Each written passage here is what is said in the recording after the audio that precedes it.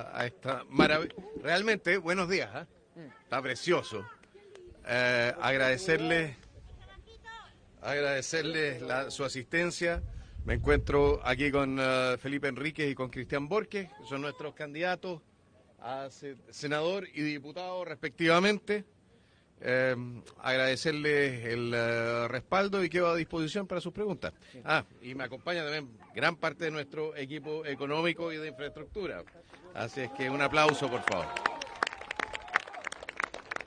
Candidato, usted va a estar, si sale electo presidente, va a estar en La Moneda hasta el año 2030. ¿Cuál es el sueño, la visión que tiene para esta región desde acá, desde la capital regional de Aysén? Mire, en primer lugar, hacer presente que el corazón, nosotros vemos como nuestra perspectiva antártica se empieza a perfilar en el horizonte de la mano de lo que va a ser el descongelamiento del Tratado Antártico. Eso significa que el centro geográfico de Chile, si nosotros nos expandimos y efectivamente somos capaces de hacer valer nuestra demanda antártica, el centro geográfico de Chile va a desplazarse mucho hacia el sur. Eso implica también la necesidad de mejorar la conectividad, de mejorar entonces la infraestructura de comunicaciones desde la región metropolitana hacia el sur hasta Magallanes y en Magallanes, por supuesto, también pensándolo con su proyección hacia el territorio antártico y sus recursos. Nosotros vemos entonces el desarrollo de nuestro país desde una perspectiva geopolítica y en esa perspectiva Aysén juega un rol esencial para garantizar la soberanía, la continuidad y la proyección de nuestro país en estas materias. Perfecto. Ahora, este es el último hito en esta etapa de la Ruta 4K. Desde aquí avanzamos de vuelta hacia el norte. Ese es otro tema. Después de 4 años me gustaría que la próxima Ruta 4K pueda pasar por territorio chileno, desde Arica hasta Punta Arenas. Perfecto. Justamente eso le quería preguntar. Estuvimos hace un par de días en la Junta, que tiene un hito respecto a la construcción de la carretera austral. ¿Cuál es su sentir en este tramo, en lo que significa la provincia de Palena y Aysén? ¿Cuál es su percepción de lo que ha sido terminar esta gira, la Ruta 4K, acá en esta zona tan austral de la Patagonia? A ver, en primer lugar, hacer presente que las dificultades de la provincia de Palena, me quedaron grabadas siendo parte de la región de los lagos. No tiene la ventaja o las pocas ventajas que tienen las zonas más extremas. En ese sentido nos vamos a hacer cargo en su momento. Pero esencialmente tener presente que la inmensa mayoría de los problemas son problemas de conectividad e infraestructura que están sufriendo desde Puerto Montt al sur.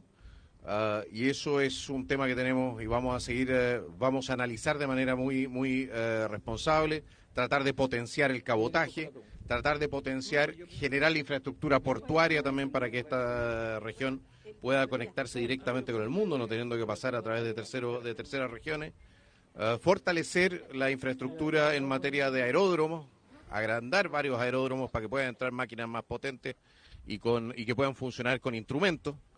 Todo ese tipo de cosas son cosas son necesidades que hemos ido recogiendo durante esta ruta. Me parece que yo creo que la mejor decisión que hemos tomado ha sido haber hecho toda esta campaña por tierra, porque hemos ido recogiendo la necesidad de conectividad aquí, pero también en nuestro extremo norte. Muy bien. Muy buenos días, mi nombre es Mauricio Muñoz Zambrano, soy periodista de la Radio Genial. Johannes, muchas gracias por estar acá con nosotros. Qué bueno que se vino por carretera. Genial estar por acá, pues. Es genial, es verdad, esta región. Le quiero hacer la siguiente pregunta. ¿Usted está dispuesto, en el caso de que usted sea electo, a cambiarle el nombre a la carretera austral y llamarle Augusto Pinochet, como Bueno, sí, sale en el monumento? Y si es así, hablemos también de pavimentación de la Ruta 7 o carretera austral. ¿Le daría prioridad presidencial para terminar de una vez por todas con esa pavimentación en la carretera? Uno, tengo entendido que así se llama. ¿Ya? O sea, le pueden cambiar el nombre, así se llama. Segundo punto, respecto a lo que es la pavimentación, recursos hay. Plata hay. Y la plata sobra cuando la gente no se la roba.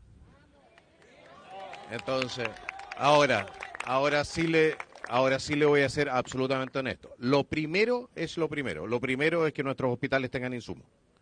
Lo primero es que se puedan realizar las operaciones, las intervenciones que corresponden en materia de salud. Vamos a hacernos también cargo del tema de la conectividad, sin duda, pero mire, estamos viendo ahora la ley de presupuesto y yo tengo la impresión de que este gobierno nos ha dejado un campo minado de hoyos y de bicicleteos, y que Dios los pille confesados si nosotros entramos al gobierno, hacemos una auditoría y descubrimos que esto fue intencional, porque vamos a perseguir las responsabilidades que correspondan. Solo para reforzar, candidato, ¿le va a dar prioridad presidencial, como lo dijo alguien de su equipo hace 5 minutos atrás? Desde el punto de vista de la infraestructura, de todas maneras, porque es parte de nuestra lógica de proyección geopolítica. Gracias. Así es que eso viene. Buenas tardes, señor candidato. Mario Pardo, del diario El Deslizadero. Estamos en vivo en este momento para las redes sociales del diario. Un gusto, pues, ¿cómo está, don Mario? Y la pregunta es, esta noche se terminan las encuestas, ya no hay más informe, y los medios de prensa nacionales en la proyección lo señalan a usted como el más votado en la primera vuelta, pasaría a la segunda vuelta. Si no fuese así, eventualmente si no pasara a la segunda vuelta, ¿apoyaría a los candidatos de su sector? A ver, si yo no pasase a segunda vuelta, le puedo asegurar que no voy a votar por Jara. ¿Ya? Tenga absoluta certeza de que no voy a votar por Jara y evidentemente que voy a hacer todo lo posible y estoy convencido de que mi partido me va a acompañar en ese trance, así que como nuestros senadores y diputados, ¿no? Para que termine este muy mal gobierno que creemos que le ha hecho mucho daño a nuestro país y que nos va a dejar, nos va a dejar el Estado en ruinas en la práctica. Así es que a todo evento vamos a apoyar al candidato que pase. Yo espero ser, en todo caso, va a serme fácil apoyarme a mí mismo, pero... Una segunda pregunta. Bueno, usted sabe que aquí en la región de Aysén la mayor inversión de infraestructura la hace el Estado. Sí. La pregunta es, aquí se han implementado 2 o 3 elementos que han ayudado bastante a la empresa privada, como es el caso del DFL15, que bonifica la inversión, y el 889, que bonifica o ayuda a la mano de obra. ¿Usted tiene pensado alguna política pública similar para el desarrollo del sector privado en la zona? Mire, tenemos propuestas que están hechas a nivel nacional, ¿ya? Para rebajar impuestos, permitir entonces el descuento automático en materia tributaria, flexibilización también laboral, o sea, no debiese impactar de manera negativa en esta zona. Sí le puedo decir una cosa, le vamos a quitar la camisa de fuerza a Aysén. La ley Lafkenche desaparece, va a desaparecer la ley de la carne y va a desaparecer también la intervención absolutamente exagerada del Ministerio de Medio Ambiente, que está declarando hasta el gato como patrimonio natural. Hay que saber equilibrar la protección ambiental con lo que son las necesidades de la población de esta región y de todas las regiones. Y lo que nosotros vemos es que el Ministerio de Medio Ambiente en la práctica está tratando de congelar toda actividad económica en todo el país. Y eso no solamente aquí, también en el norte, también más al sur. Es una ofensiva generalizada desde el Ministerio de Medio Ambiente para matar la economía nacional. Y esa cuestión no la vamos a tolerar. Eso se termina, damas y caballeros. Hola, candidato Rodrigo Campuzano de TVN.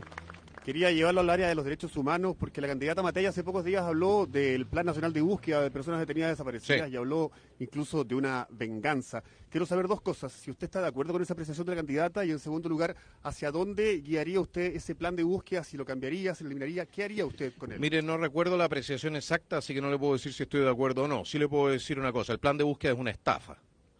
Y es una estafa en la medida en que no se hace cargo primero y antes que nada de la identificación de los miles de protocolos de identificación de detenidos desaparecidos que se encuentran ya ahora en el servicio médico legal.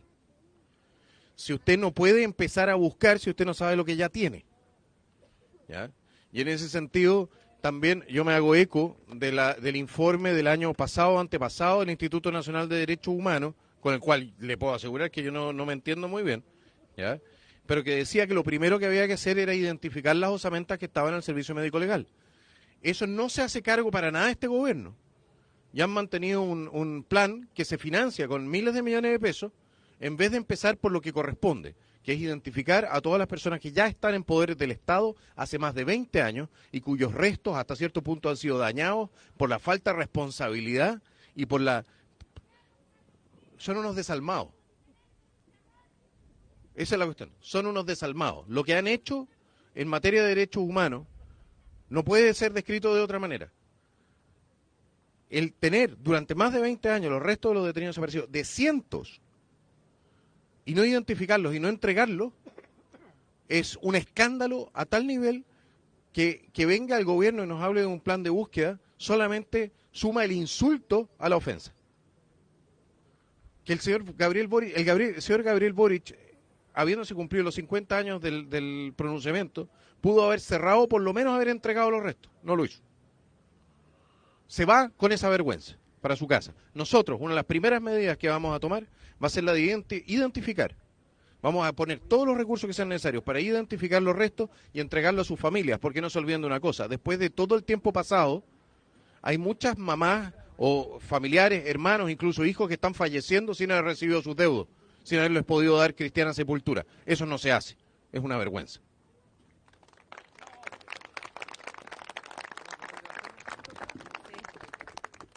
Muy buenas tardes, Muy buenas candidato. Usted está junto, presenta su medio, me dicen acá, Roco TV, está acá presente familiarmente. Un gusto, pues. Y también saludo a su familia, a su señora y su equipo. La pregunta es, el programa económico apunta a varios hitos que son súper importantes.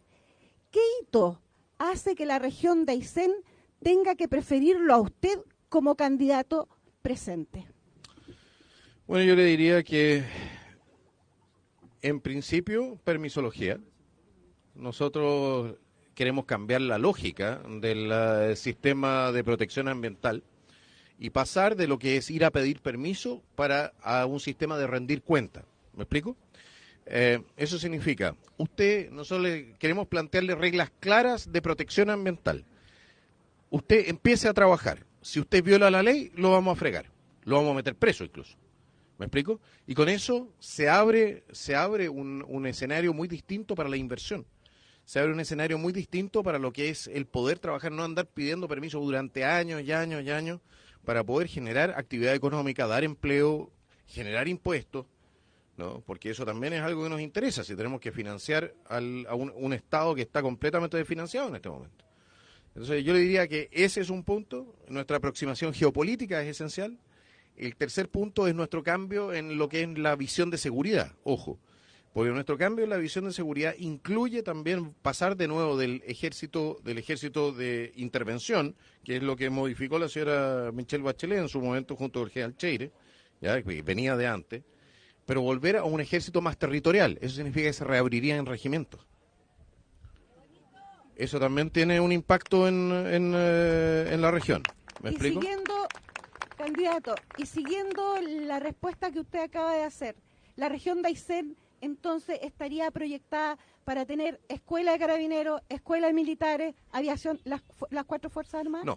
No, porque, a ver, quizás un grupo de formación de carabineros podría ser, pero no hay suficiente demanda como para, o sea, existe una sola escuela militar, existe una sola escuela de suboficiales, entonces no le quiero, o una escuela naval. No le puedo prometer a usted que le voy a poner aquí sedes. No, si no no funciona así.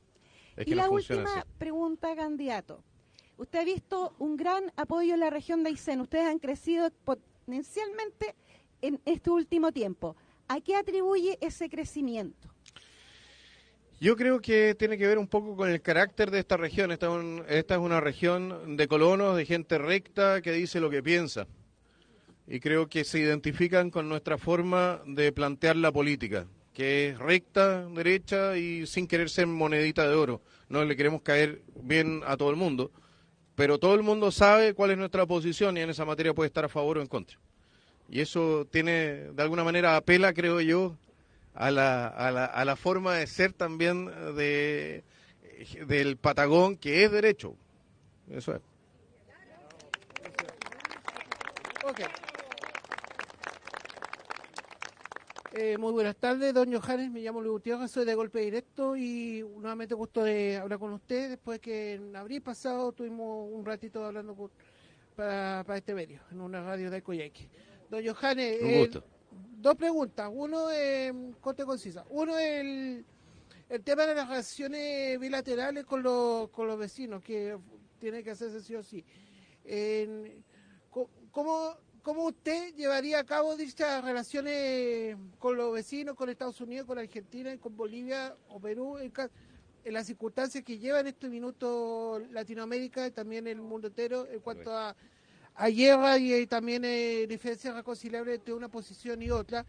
Y la otra es muy principal también, si le invita que este va a ser casi la última pregunta de los colegas de prensa, si le puede dar un mensaje a la gente de la región respecto ¿por qué debía votar usted? ¿Por qué la gente de Aysén debía votar por usted? Eso, muchas gracias. Bueno, la segunda parte recuérdemela cuando haya terminado la primera, porque me acaba de preguntar una cuestión súper compleja. Ok, en primer lugar, los intereses superiores de Chile son aquellos que debemos defender en materia de relaciones internacionales.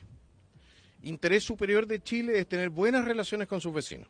¿Ya? Pero eso significa también que no podemos aceptar que nos vengan a pasar a llevar o a llamar comportamiento. Para Aysén, nosotros entendemos que nuestra resolución de disputas fronterizas con Argentina es esencial para Aysén, pero no solamente para Aysén, sino que también para lo que va a ser después nuestra proyección antártica. Tenemos que ponernos de acuerdo en materia de límites si queremos tener alguna posibilidad de tener control sobre el territorio antártico, porque si Chile y Argentina están peleados, evidentemente que las otras potencias no tienen ninguna dificultad para instalarse de manera definitiva. Decía Martín Fierro por ahí, ¿no? Los hermanos sean unidos porque esa es la ley primera, y porque si no son unidos vienen y se los comen los de afuera. ¿Ya?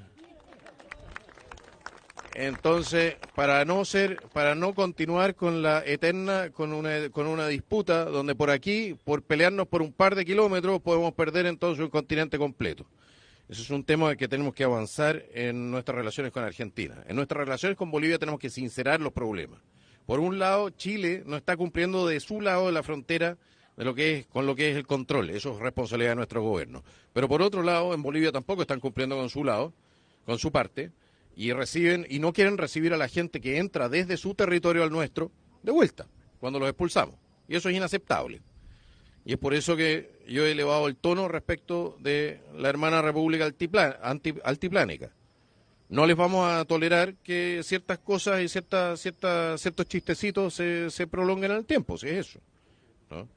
Pero no tiene que ver con que queramos una mala relación con Bolivia, y mucho menos con Perú tampoco. Creemos que una relación fundada en el principio de comportamiento correcto nos permite a todos poder trabajar, integrarnos y ganar más plata y tener un barrio más seguro.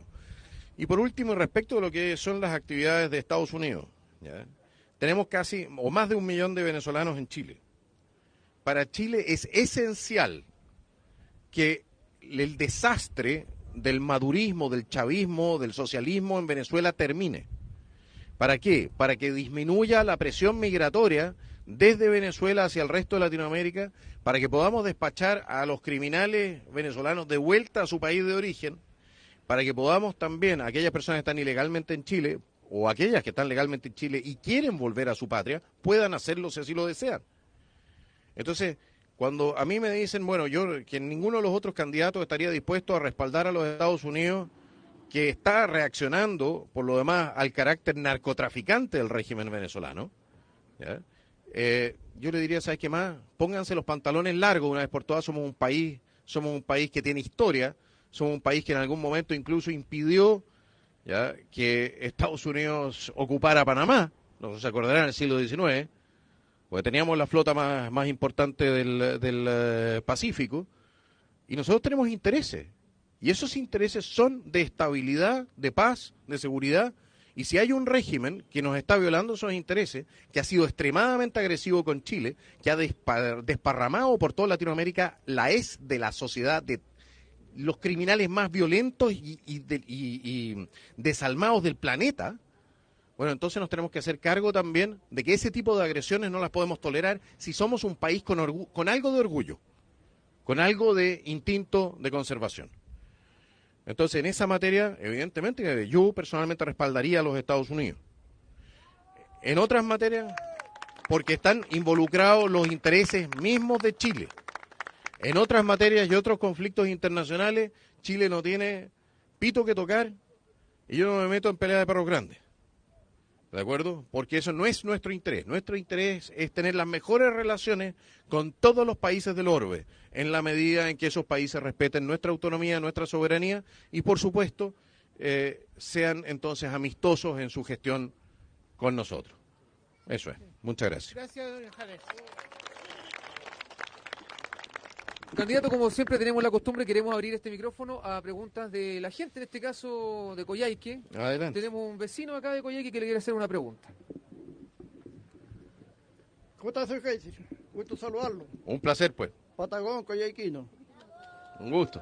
Oiga, mire, la duda que tenemos la mayoría de todos los chilenos, de la causa de este sinvergüenza corrupto del Boric, que se va a hacer un sueldo vitalicio, que creo que ya lo tiene firmado él.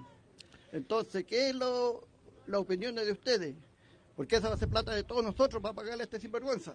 ¿Ah? Y pero disculpando la palabra, ya los cagó lo es. Sería 2 veces. Si se queda con ese sueldo, se reiría y se burla de todos nosotros. Eso es imposible. Mire, ¿Qué me dice usted? le digo lo siguiente. El señor presidente Boric fue electo bajo ciertas condiciones específicas. El pueblo de Chile lo contrató, ya, con ciertas condiciones específicas. Yo creo que el tema de las asignaciones debe desaparecer, ya, pues son un extra. El tema de la pensión para el expresidente es un tema que tiene que ser considerado en profundidad. ¿Por qué? Porque saquemos el caso de Boric, porque uno no legisla para un caso particular, ¿ya? El hecho de que Gabriel Boric haya sido, en mi opinión, un mal presidente, ¿ya? Y que tenga que responder entonces posteriormente también por el tema de la casa de Salvador, de la que compre la casa de Allende y cosas por el estilo, ¿ya? No nos debiese nublar la visión. ¿Dónde puede trabajar un expresidente de la República? Que aprenda a pelar papa. Eso me parece razonable. Pero tanto usted como yo sabemos que un expresidente de la República tiene demasiado conocimiento de materias reservadas en materia de seguridad, en materia de secreto, en materia de inteligencia, y tiene también mucho poder político todavía una vez que sale.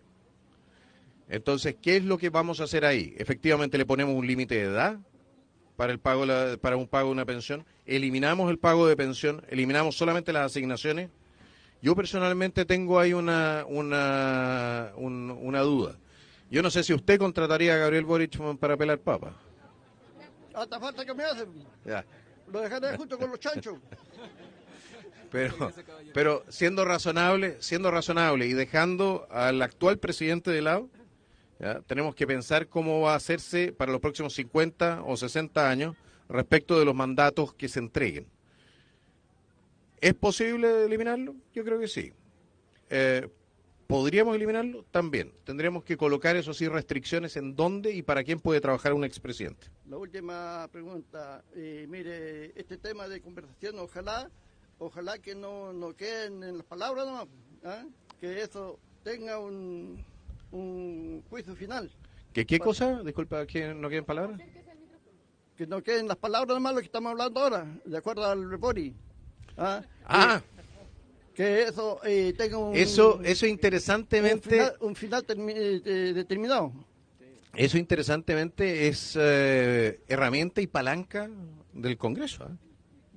El tema porque fue una reforma constitucional la que se hizo en su momento. Lo importante es que no queden las palabras, no, que eso se le dé un curso. Está bien, pero yo creo que la discusión se va a tener que realizar, yo espero que se realice el próximo año o a mediados, antes de las elecciones, cuando no esté el tema electoral encima. Porque nosotros reclamamos nuestros derechos y que lo hagan caso, que no lo dejen en un lado. Me parece bien. ¿Mm? Muchas gracias. Gracias, señores. Encantado. Muy amable.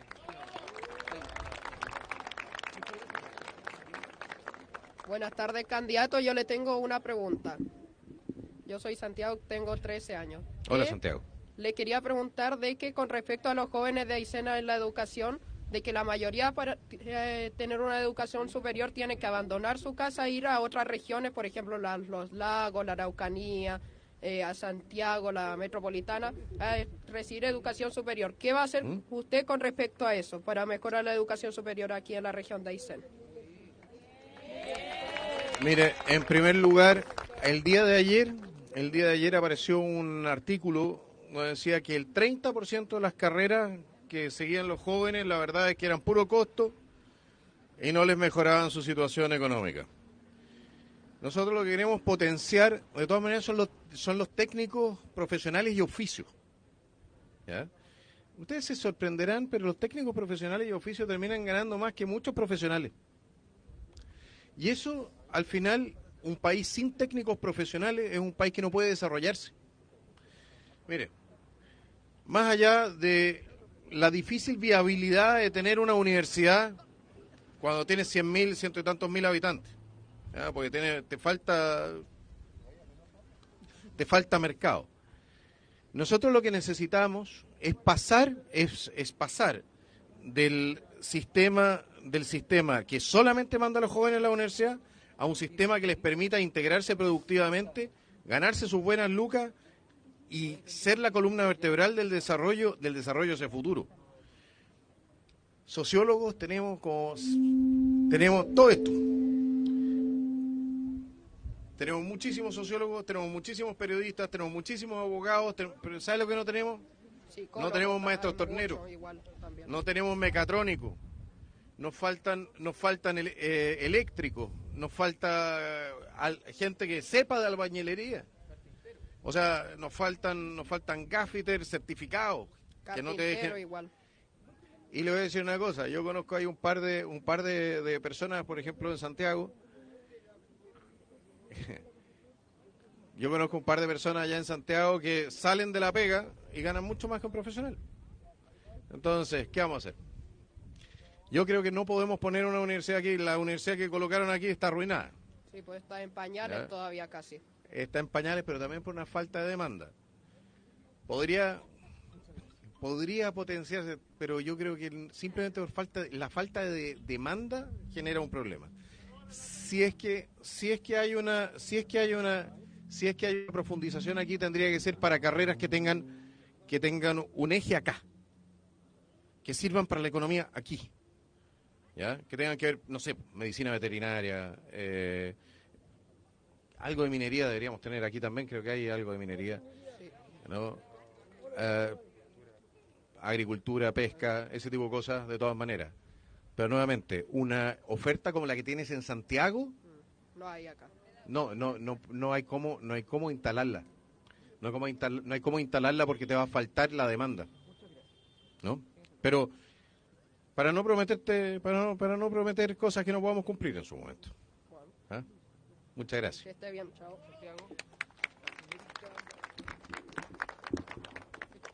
Hola, yo soy Catalina, coyaquina y psicóloga. Hola, Catalina. Mi pregunta va orientada a dos partes. Uno es el área de la salud mental, considerando que en Coyhaique tenemos alta tasa de suicidios, duplicando el promedio nacional. Y por el otro lado, la falta de especialistas. La gente tiene que salir de Coyhaique para poder recibir atención médica. Mire, hay dos cosas que hay, o sea, me han referido el tema de la alta tasa de suicidio. Hasta cierto punto, un gran amigo mío y doctor, que no lo veo por aquí, ¿dónde está? Claro, nos podría comentar un poquitito sobre lo que es el impacto de la falta de vitamina D en lo que es ¿cómo se dice? El carácter o los sentimientos de la persona. Falta de sol, falta de exposición a la luz solar genera entonces depresiones, no solamente aquí, en Suecia, Finlandia, Noruega tienen problemas similares, ¿ya? Y lo compensan. Lo que pasa es que nosotros no tenemos un programa de compensación con vitamina D, que sería bastante barato de realizar. Ese es un punto. Segundo punto, consumo de drogas. El consumo de drogas y estupefacientes necesariamente genera problemas de salud mental en la población, porque es gatillante, usted lo sabe. El tercer punto, la soledad, muchas veces la falta de familia, la falta de un entorno que a uno lo contenga. Eso es más bien un problema de grandes ciudades, ¿no? Pero también es un gatillante. Y la desesperanza, cuando uno cree que uno no puede seguir avanzando, no ve un camino para avanzar en la vida. Y eso también tiene que ver con lo que es el carácter mismo de un país que se siente de alguna manera que ya no tiene destino, no tiene esperanza de seguir creciendo, de generar nuevas oportunidades y cosas por el estilo. Yo creo que todo eso son... y por supuesto, mucha gente ha perdido la fe. La fe es muy importante para no sentirse solo y para sentir que la propia vida tiene un destino y tiene un objetivo. La visión trascendente es esencial. Esas son cuestiones que... Son factores que todos sumados van generando una situación con la cual después un psicólogo tiene que trabajar, que es el paciente que ha sido afectado por estas distintas situaciones. Entonces, lo que es nuestra tarea es disminuir esos factores. Desde lo que es la gestión nuestra, vamos a tratar de disminuir esos factores. ¿Y no sería mejor aumentar el presupuesto para la salud mental? Porque entonces yo estoy tratando la enfermedad cuando se produjo y no estoy impidiendo que se produzca. Pero igual con más profesionales se podría prevenir eso. Yo creo que hay ciertas cosas que no puede prevenir un psicólogo. La gente va donde el psicólogo normalmente cuando ya tiene el problema, no antes de tenerlo. ¿Y la financiación de algunos programas para la prevención? Ese es un Yo tema creo que ahí estamos... Ese es un tema que tenemos que ver, pero nuevamente ¿cómo se dice? Las causales sociales son temas de los cuales nosotros queremos hacer cargo de todas maneras. Y en el tema de salud mental, mire, así como en el resto de la salud, nosotros tenemos que hacernos cargo de un déficit tremendo. Así es que vamos a ir avanzando. Lamentablemente no está el doctor Aliro Galleguillo aquí para poder explicarle a usted cómo nos queremos hacer cargo de esto. Gracias a Dios aquí no tienen ciertas dificultades que tenemos más al norte.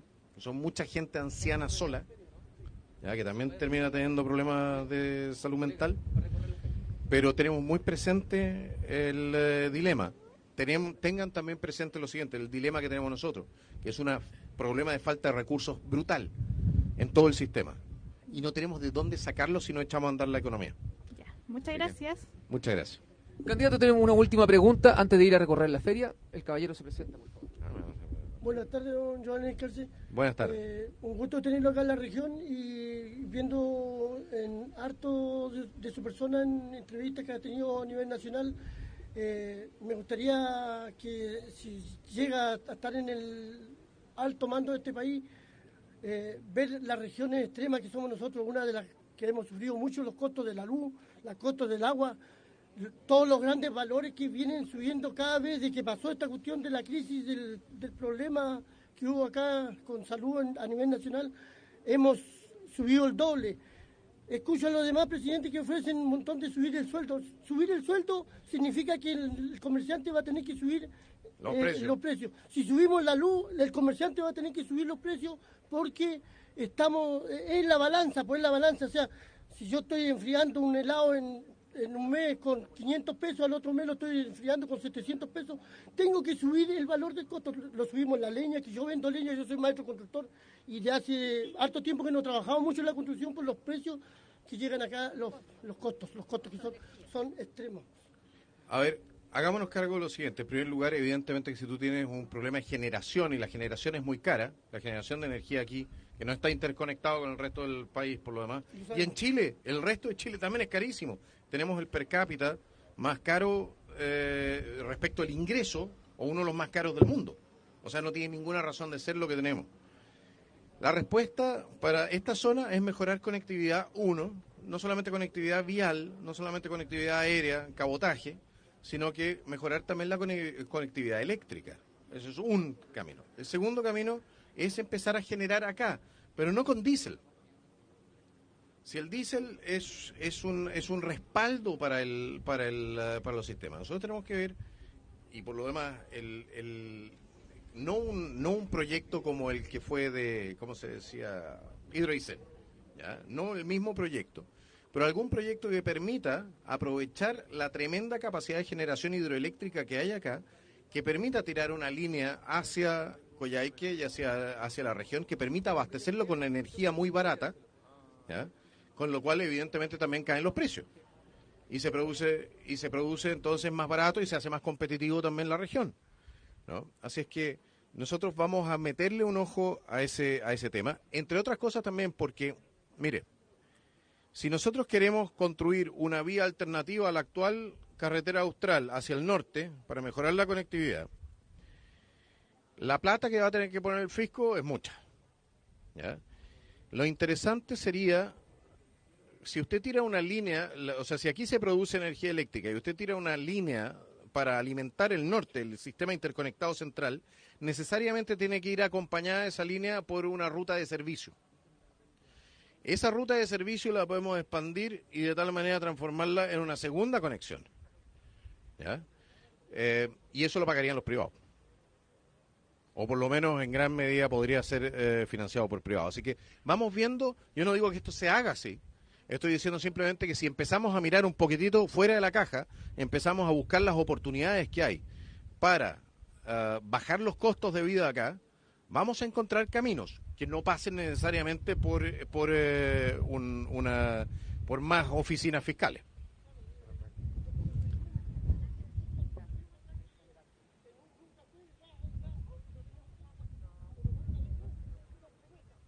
Bueno, esto no va a quedar solamente en promesas porque nosotros tenemos la voluntad cierta de querer echar a andar la economía. Es por eso, por ejemplo, que nosotros vamos a eliminar la ley Lafkenche. Es por eso que queremos eliminar la ley de la carne, para echar a andar también de vuelta la ganadería de los pequeños productores, ¿ya? Y es por eso que nosotros tenemos una aproximación respecto de lo que ha hecho el Ministerio de Medio Ambiente, que es bastante contraria, porque en la práctica están transformando a todo el país en un parque nacional, pero ya no se puede hacer nada. Así es que tenga confianza por lo menos en una cosa, nosotros no somos enemigos del trabajo y la generación de riqueza como este gobierno.